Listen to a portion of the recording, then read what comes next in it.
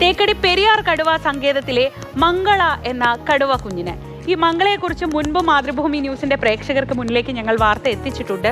മംഗളയെ Puthur zoological പാർക്കിലെ ആശുപത്രിയിലേക്ക് മാറ്റാൻ ഉത്തരവായി. 2 മാസം മാത്രം പ്രായമുള്ളപ്പോഴായിരുന്നു പരിക്കേറ്റ നിലയിൽ മംഗള എന്ന ഈ കുഞ്ഞി കടുവയെ മംഗളാദേവി വനത്തിൽ നിന്ന് വനപാലകർക്ക് ലഭിക്കുന്നത്. തനിയെ ഇരപിടിക്കാൻ അവൾക്ക് കഴിയില്ല, കണ്ണിന് തിമിരമുണ്ട്. ഇതൊക്കെ കാരണം ഇപ്പോൾ വിദഗ്ധ ചികിത്സയ്ക്കായി പുത്തൂരിലേക്ക് മാറ്റിയിരിക്കുകയാണ്.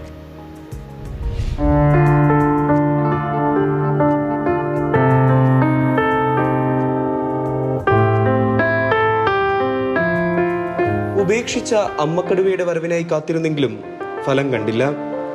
ഒടുവിൽ പെരിയാർ കടുവാ സങ്കേതത്തിലെ വനപാലകർ അമ്മയില്ലാത്ത കുറവുകൾ അറിയിക്കാതെ മംഗളയെ വളർത്തി.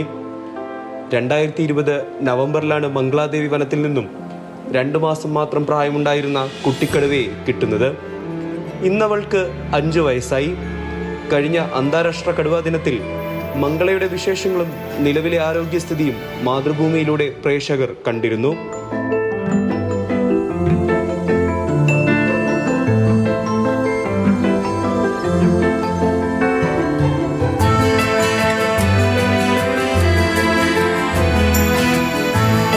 ദക്ഷിണേന്ത്യയിൽ ആദ്യമായാണ് ഇത്തരത്തിൽ കടുവാ കുഞ്ഞിനെ വനപാലകർ വളർത്തി വലുതാക്കുന്നത്.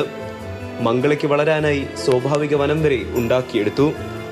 ഉൾവനത്തിലേക്ക് തന്നെ തിരികെ അയക്കണമെന്നതായിരുന്നു ആഗ്രഹം. മംഗള പ്രായപൂർത്തിയായെങ്കിലും കണ്ണിന് ബാധിച്ച തിമിരം തിരിച്ചടിയായി. അമേരിക്കയിൽ നിന്നും മരുന്നെത്തിച്ച് പ്രത്യേകം ചികിത്സയും നൽകി. എന്നാൽ തിമിരം പൂർണ്ണമായും ഭേദമാകാത്തതിനാലും തനിയെ ഇര തേടാനുള്ള കഴിവില്ലാത്തതിനാലുമാണ് പുത്തൂർ സുവോളജിക്കൽ പാർക്ക് ആശുപത്രിയിലേക്ക് മാറ്റാൻ ശുപാർശ ചെയ്തത്. ഇതേ തുടർന്ന് ചീഫ് വൈൽഡ് ലൈഫ് വാർഡൻ അനുമതി നൽകി.